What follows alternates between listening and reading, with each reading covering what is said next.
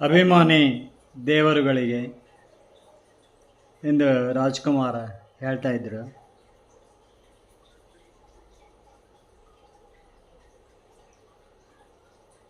ಅಜ್ಞಾತರಾಗಿಯೇ ಅಭಿಮಾನಿ ದೇವರುಗಳಿದ್ದಾರೆ ನನಗೆ ಎಂದು ನಾನು ಹೇಳಲೇಬೇಕಾಗಿದೆ. ಯಾಕೆಂದರೆ ನನ್ನ ಸಾಧನೆ ಬಹಳ ದೊಡ್ಡದಿದೆ. ತಂತ್ರಜ್ಞಾನ, ತತ್ವಜ್ಞಾನದಲ್ಲಿ ಅವು ಇಂದಿಗೂ ಬೇಡಿಕೆಯಲ್ಲಿವೆ. ನನಗೆ ಹಣ ತಂದು ಕೊಟ್ಟಿವೆ. ನಾನು ಮಾಡಿರುವ ಸಾಧನೆ ಎಷ್ಟು ದೊಡ್ಡದಿದೆ ಅಂದರೆ, ನನ್ನ ತುತ್ತೂರಿ ನಾನೇ ಊದ್ಕೊಂಡಂಗೆ ಆನರರಿ ಡಾಕ್ಟರೇಟ್ ಕೊಡಬೇಕಾಗಿದೆ. ಕೊಡುವಷ್ಟು ಗೌರವಯುತವಾಗಿವೆ, ಉಪಯುಕ್ತವಾಗಿವೆ ಸಮಾಜಕ್ಕೆ. ಸಮಾಜ ಕಲ್ಯಾಣ ಮಾಡಿದ್ದೇನೆ ನಾನು, ಕುಟುಂಬ ಕಲ್ಯಾಣದೊಂದಿಗೆ. ನನ್ನ ತುತ್ತೂರಿ ನಾನೇ ಓದ್ಕೊಂಡಿದ್ದೇನೆ.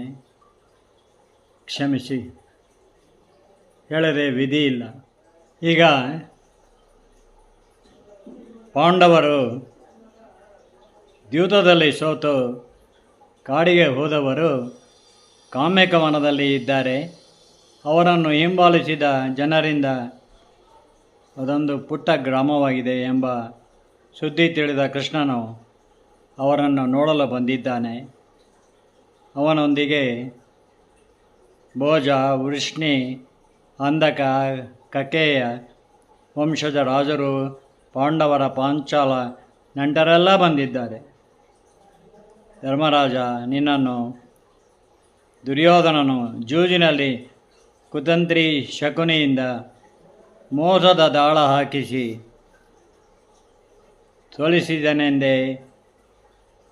ಈಗ ಭೀಮಾರ್ಜುನರು ಯುದ್ಧ ಮಾಡಲು ಸನ್ನದ್ಧರಾಗಿದ್ದಾರೆಂದೇ. ನಾನೂ ಕೂಡ ನಿಮ್ಮ ಸಹಾಯಕ್ಕಾಗಿ ಸೈನ್ಯ ಸಮೇತ ಬಂದೆನು ಕೃಷ್ಣನೆಂದಾಗ, ಕೃಷ್ಣ, ನೀನು ಎಲ್ಲವನ್ನೂ ಬಲ್ಲ ಸರ್ವಾಂತರ್ಯಾಮಿ. ಪ್ರಪಂಚದಲ್ಲಿ ಯಾವ ಗಂಡನಾದರೂ ಜೂಜಿನಲ್ಲಿ ತನ್ನ ಧರ್ಮಪತ್ನಿಯ ಶೀಲ ಪಾವಿತ್ರ್ಯತೆ ಮೇಲೆ ಭರವಸೆ ಇಟ್ಟು ಅವಳನ್ನು ಪಣಕ್ಕೊಟ್ಟಿ ಸೋತಾಗ ಗೆದ್ದವನು ಅವಳನ್ನು ಸಭೆಗೆಳೆಸಿ ತಂದು ಮಾನಭಂಗ ಮಾಡಲು ಯತ್ನಿಸಿದ ಮೇಲೂ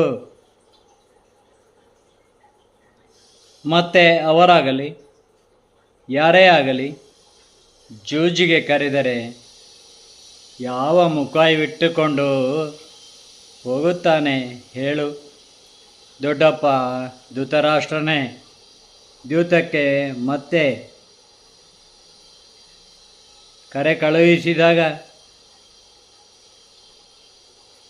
ಅಣ್ಣ ಧರ್ಮರಾಜನು ಹೋಗದಿದ್ದರೆ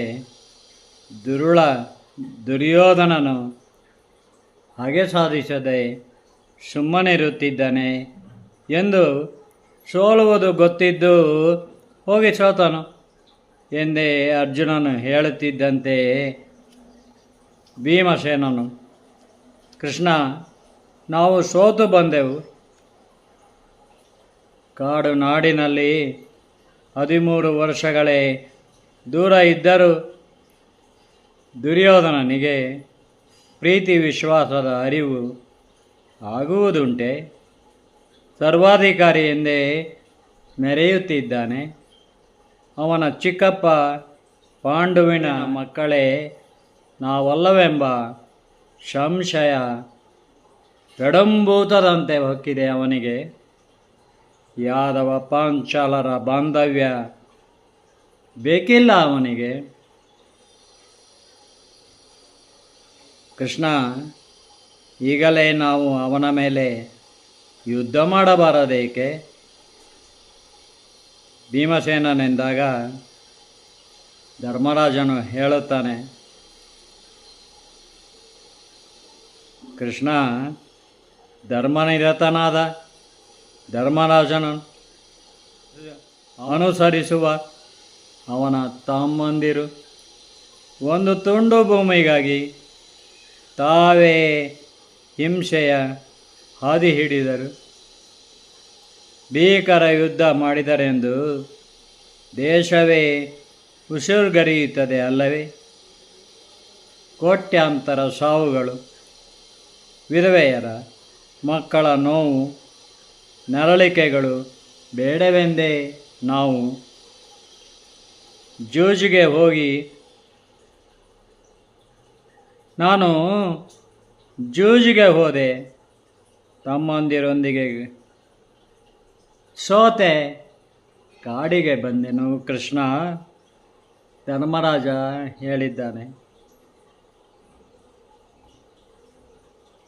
ಮುಂದೆ ಎಂದಿದ್ದರೂ ಯುದ್ಧ ನಡೆದೇ ತೀರುತ್ತದೆ. ದುರ್ಯೋಧನ ಈ ಸಂಶಯ ಪ್ರವೃತ್ತಿ ಬಿಡದಿದ್ದರೆ ತನ್ನ ಮುಂದೆ ಯಾರೂ ಇರಬಾರದು ಎಂಬ ನೀಚ ಪ್ರವೃತ್ತಿ, ನೀಚ ಸ್ವಾರ್ಥ, ತಮಂದದ ಕೇಡಿನ ನೀಚ ಸ್ವಾರ್ಥ ಎಂದು ಧರ್ಮರಾಜ ಹೇಳಿದಾಗ ಅವನ ಅರ್ಥಪೂರ್ಣ ಮಾತುಗಳಿಗೆ ಸಕೇದಾಶ್ಚರ್ಯದಿಂದ ನೋಡಿದ್ದಾನೆ ಶ್ರೀಕೃಷ್ಣ.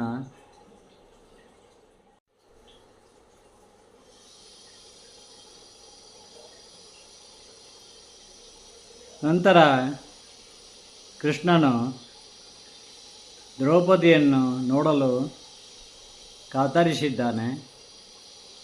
ದ್ರೌಪದಿಯು ಆಗ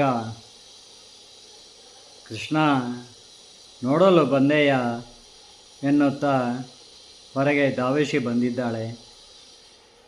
ನಿನ್ನನ್ನು ಎಂದಿಗೆ ನೋಡುವೆನೋ ಎಂದು ಹಂಬಲಿಸುತ್ತಿದ್ದೆ ಎಂದು ಅವನ ಪಾದಗಳಿಗೆ ನಮಸ್ಕಾರ ಮಾಡಿ ಕಣ್ತುಂಬಿಕೊಂಡಿದ್ದಾಳೆ.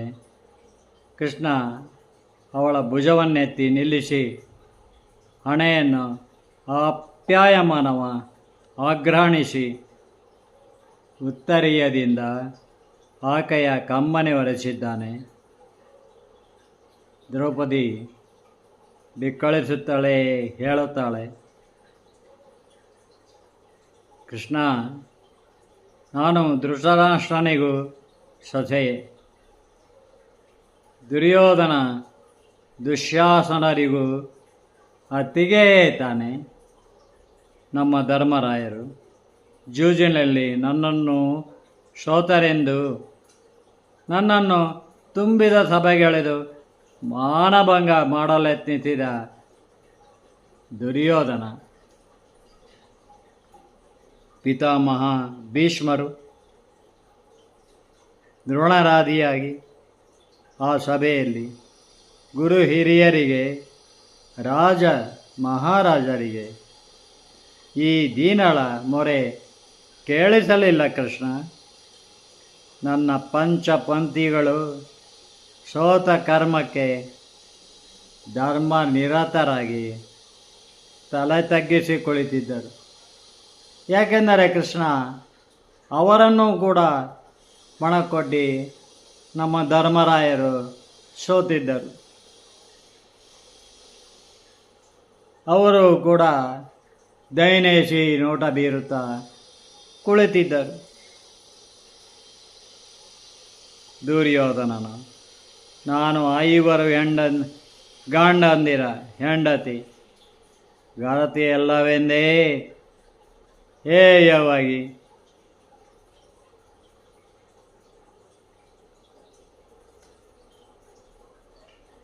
ಯಜ್ಞಸೇನೆ ಎಂದು ಕೂಗಿದ. ನನ್ನನ್ನು ಸಭೆಗೆ ಎಳೆದು ತಂದ ದುಶ್ಯಾಸನನು ಅವನ ಅನುಜ್ಞೆಯಂತೆ ಪಿತಾಮಹ ಭೀಷ್ಮರು ದ್ರೋಣರಾದಿಯಾಗಿ ಆ ಸಭೆಯಲ್ಲಿ ಗುರು ಹಿರಿಯರಿಗೆ, ರಾಜರಿಗೆ, ಮಹಾರಾಜರಿಗೆ ಈ ದೀನಳ ಮೊರೆ ಕೇಳಿಸಲಿಲ್ಲ ಕೃಷ್ಣ. ನನ್ನ ಪಂಚಪತಿಗಳು ಸೋತ ಕರ್ಮಕ್ಕೆ ಆಗಲೇ ಹೇಳಿದಂತೆ ಧರ್ಮ ನಿರತರಾಗಿ ತಮ್ಮನ್ನು ಸೋತು ಬಿಟ್ಟಿದ್ದಾನೆ. ಅಣ್ಣ, ತಲೆ ತಗ್ಗಿಸಿ ಕುಳಿತಿದ್ದಾರೆ ಅವರು.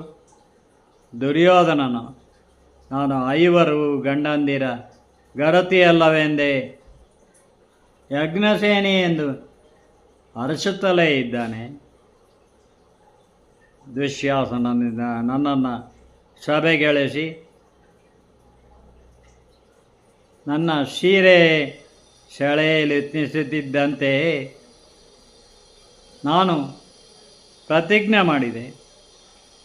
ನಾನು ಯಜ್ಞಸೇನ ದ್ರುಪದನ ಮಗಳು, ಅಗ್ನಿಯಿಂದ ಉದ್ಭವಿಸಿ ಬಂದ ಅಗ್ನಿಜಯೇ ಆಗಿದ್ದರೆ ನನ್ನನ್ನು ಮುಟ್ಟಿದ ಈ ದುಶ್ಯಾಸನನ ಕೈ ಸುಟ್ಟು ಹೋಗಲಿ ಎಂದೇ ಶಪಥ ಮಾಡಿದೆ.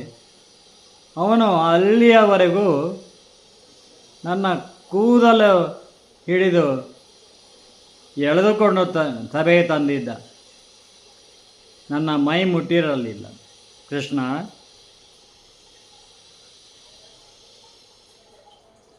ನಾನು ಮುಂದುವರೆದು ಹೇಳಿದೆ, ನನಗೆ ಪಂಚಪತಿಯವರೊಂದಿಗೆ ನಾನು ಸಂತ ಸಂಸಾರಿಣಿಯಾಗಿದ್ದರೆ ಅಗ್ನಿಜಯಾಗಿ ಅದು ನನ್ನ ಕರ್ಮ ಎಂದು ಪತಿಂದೇಹಿ ಎಂದು 5 ಬಾರಿ ಈಶ್ವರನಿಗೆ ನಾನು ಬೇಡಿಕೊಂಡಿದ್ದೆ.